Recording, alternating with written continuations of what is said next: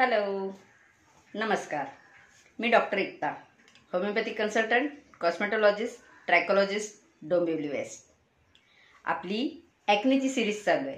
So ॲक्नेच्या सिरीजमध्ये आता पुढचा व्हिडिओ आहे. आपण आतापर्यंत ॲक्नेचे रिझन म्हणजे पिंपल्सची कारणं काय काय ते आपण पाहतोय. सो त्याच्यामध्ये आपले मागे सिरीज चालूच आहे. ज्यांनी व्हिडिओ पाहिले नसतील ते पाठीमागे जाऊन नक्की पहा. लास्ट आपण हार्मोनवर बघितला होता व्हिडिओ. हार्मोन चेंजेसमुळे पिंपल्स येऊ शकतात. आज आपण पाहतोय डायजेशन, डाएट, तुमच्या खाण्यापिण्यामुळे पण पिंपल येऊ शकतात. कारण कसं आहे, बऱ्याच जणांच्या मनात एकच गैरसमज आहे, स्किनला काहीतरी टच झालं, मेकअप केला म्हणून झाले असतील पिंपल्स, काही सूट नाही झालं, सेन्सिटिव्हिटी आली म्हणून सूट नाही झालेलं काही, तर त्याच्याने पिंपल आलं. आता मेकअप केल्याने पिंपल येणं नाही येणं हे तुमच्या स्किनच्या सेन्सिटिव्हिटीवर आहे. मेकअप तुम्ही हार्ड केमिकलवाले वापरलेत किंवा स्किन प्रोटेक्शन पहिली केली नाहीत आणि मग मेकअप डायरेक्ट अप्लाय करायला गेलात, हेवी मेकअप केलात, कधी केलं नाही एवढ्यात ते प्रोडक्ट ते नवीन प्रोडक्ट तुम्ही ट्राय केलेत, पॅच टेस्ट केली नाहीत, सेन्सिटिव्हिटी टेस्ट केली नाहीत, त्याच्या आधीच डायरेक्ट फेसला अप्लाय केलेत, मे बी स्किनला ते सूट नाही झालं, पोर्समध्ये जाऊन क्लॉगिंग झालं आणि पिंपल्स आला. हा प्रकार होऊ शकतो. मग आता त्यासाठी तुम्हाला काय करायचं आहे, मेकअप करायच्या आधी किंवा कुठलेही प्रोडक्ट घेतल्यावर त्याची आधी पॅच टेस्ट करायची. म्हणजे फॉर एक्झाम्पल कानाच्या मागे किंवा हातावर वगैरे तुम्ही टेस्ट करून पाहू शकता, लावून ठेवायची क्रीम. त्याच्यानंतर 24 तासामध्ये ते काही रिॲक्शन येत नाही ना ते पाहू शकता, सूट होतीये मग वापरू शकता. आणि मेकअप करायच्या आधी मात्र स्किन प्रिपरेशन हवंय. स्किन प्रिपरेशन म्हणजे स्किन प्रोटेक्शन. मग त्यात तुमचं मॉइश्चरायझर, सनस्क्रीन वगैरे येतं. तुम्हाला मेकअप अप्लाय करायचे जे स्टेप्स आहेत त्याप्रमाणे फॉलो केलेत ना तर मेकअप केल्याने पिंपल येतो असं नाही. मेकअप वेळेत रिमूव्ह केला नाहीत म्हणून मात्र पिंपल येऊ शकतात. तो वेळेत रिमूव्ह केला पाहिजे, तो आतमध्ये मुरला नाही पाहिजे. रात्री आपण झोपायच्या आधी स्किन क्लीन केलीच पाहिजे, तो मेकअप काढलाच पाहिजे. आणि सूट होत नसेल तर ते प्रोडक्ट छान दिसतोय फक्त म्हणून वापरू नका.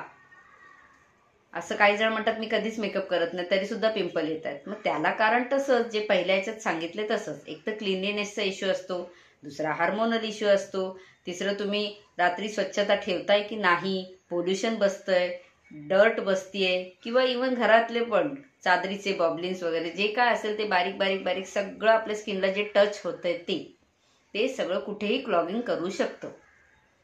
त्यामुळे स्किन क्लिनिंग महत्वाची आहे. ते पाहिलंय आपण आतापर्यंत.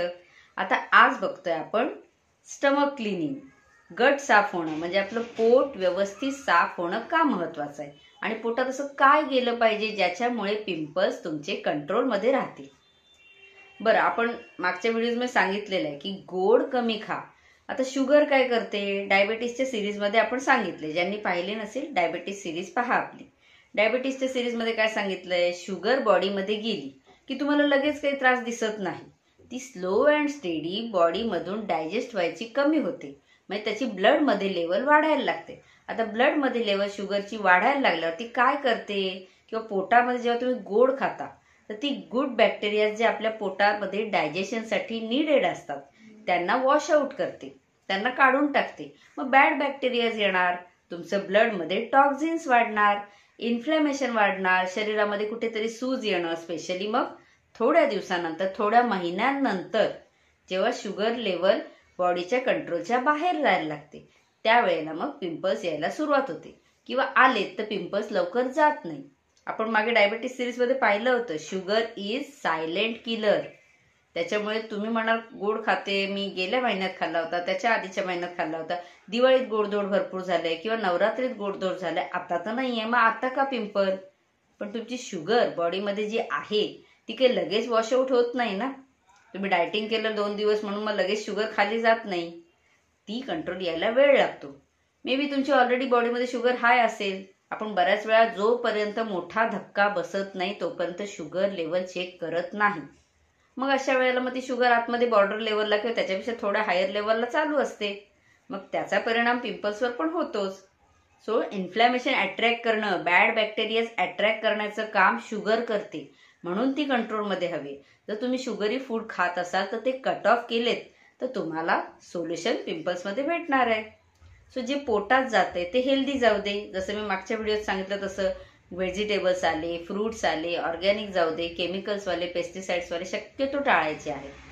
बरं, सलाड खायचं आहे आपण. सलाड कशासाठी? फायबर रिच फूड आहे. फायबर रिच म्हणजे सलाड म्हणजे मग काय, तुम्ही काकडी, गाजर, मुळा, कोबी वगैरे बरेच पदार्थ आहेत त्याच्यामध्ये. मग ते काय करायचे, कच्चे कच्चे चावून खायचे. तुम्ही कोणी ज्यूस काढून खाता, ज्यूस काढला त्यातला चोथा टाकून देता तुम्ही. मग गाजराचा ज्यूस पिला तर त्याच्यातून विटॅमिन मिळतील, बरोबर आहे, पण तो फायबर मिळणार नाहीये ना. आता आपलं आतडं, जे पोटाचं आतडं असतं ते कसं असतं, पाईप सारखं असतं. बेसिनचे पाईप्स वगैरे आपले असतात ना, तसं असतं. मग ते असे असे कर्व्स मध्ये असतात. मग सो फूड थोडं थोडं थोडं थोडं असं पुढे ढकल जातं. पेरिस्टाल्टिक मुवमेंट म्हणतात त्याला.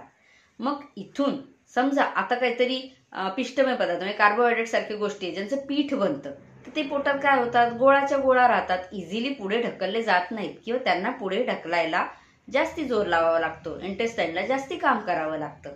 मग आता अशा वेळेला आपण काय करतो, अशा वेळेला म्हणून मग आपण सोबत फायबर्स हवेत. फॉर एक्झाम्पल पाईप आहे बघा, तो पाईप तुम्हाला क्लीन करायचा झाला, कधी चॉकअप झालाय, पाईप मधून तुम्ही गोळा असा कापड्याचा गोळा करून ढकलला तर तो इझिली जाणार नाही. त्याचं बरीच जण करतात ना, काठीने ढकलतात ते ड्रेनेज वगैरे करायला. मग ते काठीने ढकलतात किंवा मग झाडूची पण काडी, जर काय बरेच जण पूर्वीच्या काळी हे वापरलं जायचं साफ करायला, तर त्याच्यामुळे फायबर्स असतात, ते दोरे, त्या दोऱ्यांमुळे तो सगळा पाईप क्लीन होतो. तुम्ही गोळा टाकला तर तो पण अडकून बसणार. सो कार्बोहायड्रेट्स आहेत, मग ती तुमची पोळी असू दे नाहीतर मग भात असू दे, याच्यामध्ये तुम्हाला आजकाल हायली पॉलिश राईस असतो, त्याच्यामुळे पॉलिश राईसमुळे काय होतं, त्यातले फायबर्स, व्हिटॅमिन बी कमी होऊन गेलेले असतात. चपाती पण एकदम सॉफ्ट, काही जण त्यात मैदा मिक्स करू. आता मैदा काय असतो, हायली पॉलिश्ड असतो, त्याच्यामुळे त्याच्यात फायबर्स नसतात जवळजवळ. गव्हामध्ये पण आजकाल म्हणून ते आलेत ना नवीन आटा वगैरे जे येतात विकत, त्याच्यामध्ये हाय फायबरवाले आटा काय येतात, हे त्यामुळे आहेत. हाय फायबर आपल्या इंटेस्टाईनला क्लीन ठेवतं. क्लीन ठेवल्यामुळे पाईप क्लीन झाला ना की मग त्यातलं न्यूट्रिशन, जे काही जेवण येतंय त्यातले विटॅमिन्स ओढायला आपल्या ब्लडला पटापट जमतं. त्यामुळे हेल्दी ब्लड फॉर्मेशन होतं. शुगरी प्रोडक्ट्स तिथे जाण्याचा प्रयत्न करतात किंवा तिथले गुड बॅक्टेरिया आहेत त्याला वॉश करतात. म्हणून पहिले तर तुम्हाला डाएटमध्ये पण बराच फरक केलात ना तर पिंपल्स पण कंट्रोलमध्ये येतात. बरं, फक्त डाएट पाळलं म्हणून पिंपल जातील का? नाही. पिंपलवर आपल्याला कॉम्बिनेशन करावं लागतं. मग तुमची स्किन ट्रीटमेंट पण झाली, तुम्ही स्किन केअर किती डेली घेता ते पण झालं, तुमचे हार्मोनल चेंजेस काय असतील तर ते बॅलन्स आणणं झालं, हायजीन आहे ते बॅलन्स ठेवणं झालं, नंतर मग तुमचं गट आहे म्हणजे पोटात जे अन्न जातंय ते व्यवस्थित हेल्दी असणं जास्ती गरजेचं आहे. मधी मधी दुधाच्या पदार्थांनी सुद्धा बऱ्याच जणांना पिंपल्स येतात. पण असं नाहीये की सरसकट दूध सांगितले डॉक्टरने दुधाने पिंपल्स होतात म्हणून दूध बंदच करा, दही आहे दही बंदच करा. प्रत्येकाच्या बॉडीला काय सूट होतंय ते पाहिलं पाहिजे. आता बऱ्याच मुलींचं असं असतं, माहेरी होते तेव्हा पिंपल्स नव्हते, सासरी यायला लागलेले आहेत, किंवा माहेरी पिंपल्स भरपूर यायचे, आता सासरी तेवढे पिंपल्स येत नाहीत. मग असं नाहीये की पाणी काहीच असतं मग पाणी चेंज झालं. हा, पाण्याचाही इफेक्ट आहे. तुमचं पाणी क्लोरिनेटेड आहे, हार्ड वॉटर आहे, कसं पाणी आहे त्याचा पण इफेक्ट स्किनवर होतोच. कारण छोटे छोटे होल्स आहेत ना त्याच्यावर पण इफेक्ट होतोच. पण तुमचं डायजेशन आहे, तुमचं तिथे स्ट्रेस लेवल पण काही चेंज होतात.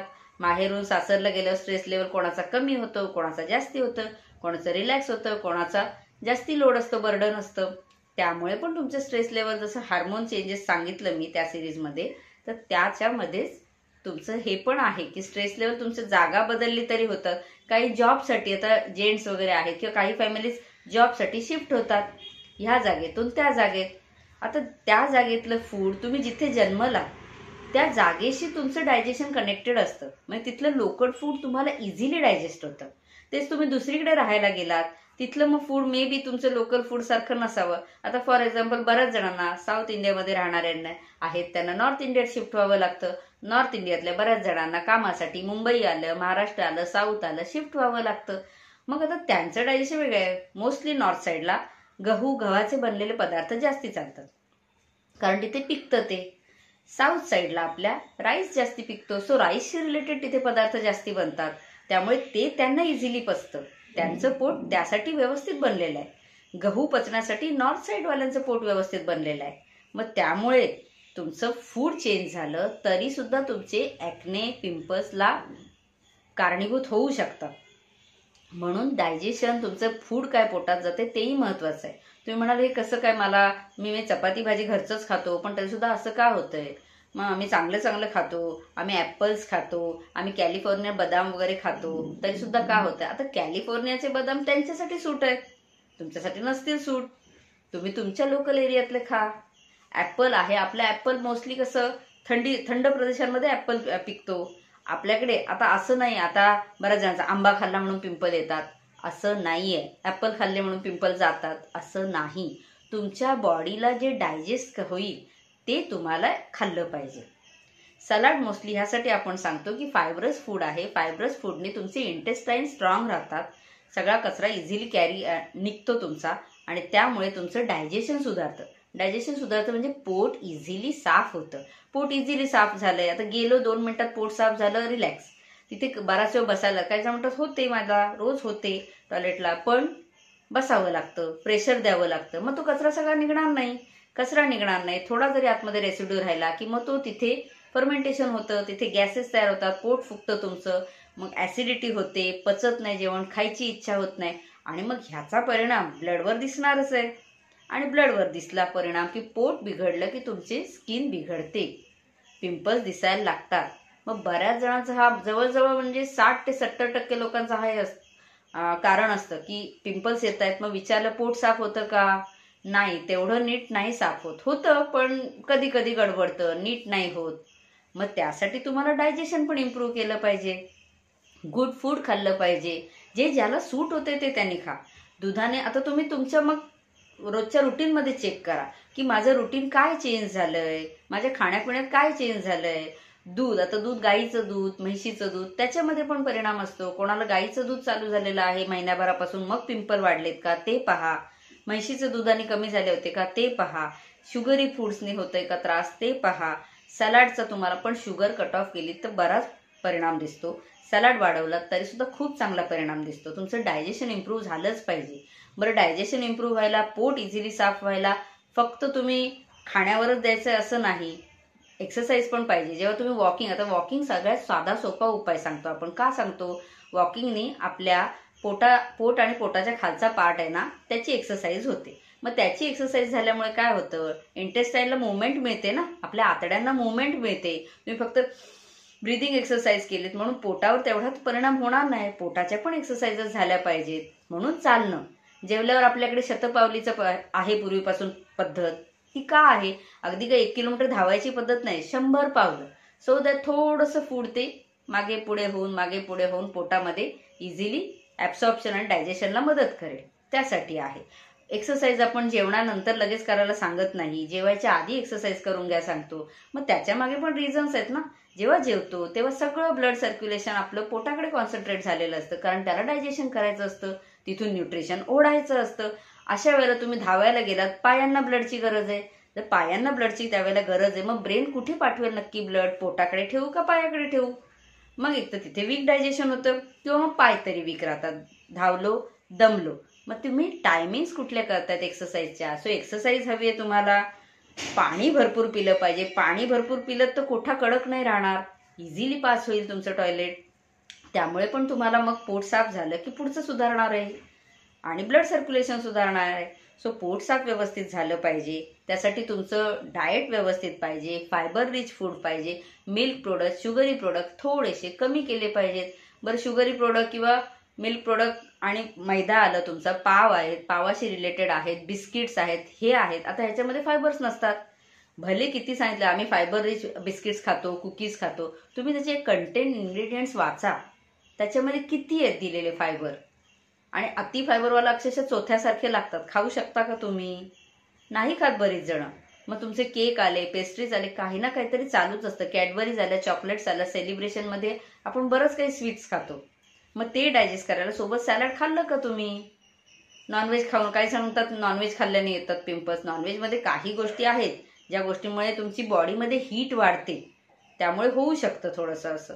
पण नॉनव्हेज खाताय तुम्ही, खा, जे अनहेल्दी खायचंय नो प्रॉब्लेम, पण ते लिमिटमध्ये खा. त्याच्यासोबत तुम्ही सलाड जास्ती वाढवा, हेल्दी फूड त्याच्यासोबत खा, नट्स आहेत, फ्रुट्स आहेत ते वाढवा. एखाद दिवशी पार्टी केली आहे तर दुसऱ्या टायमाला तुम्ही पार्टी सोबत जेवणच्या सोबत सॅलड वाढवायचे, फ्रुट्स वाढवायचे, त्यावेळेला कार्ब्स कमी करू शकता किंवा फायबर रिच त्यावेळेला जास्त टाकायचं आहे.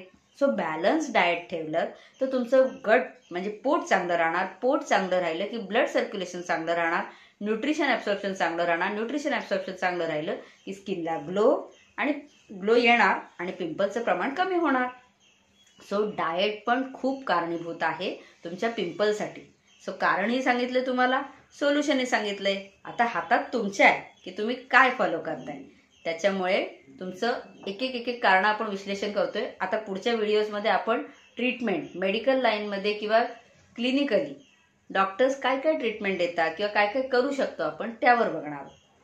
सो हेल्दी खा, हेल्दी राहा आणि पिंपल तुमचे कमी करा.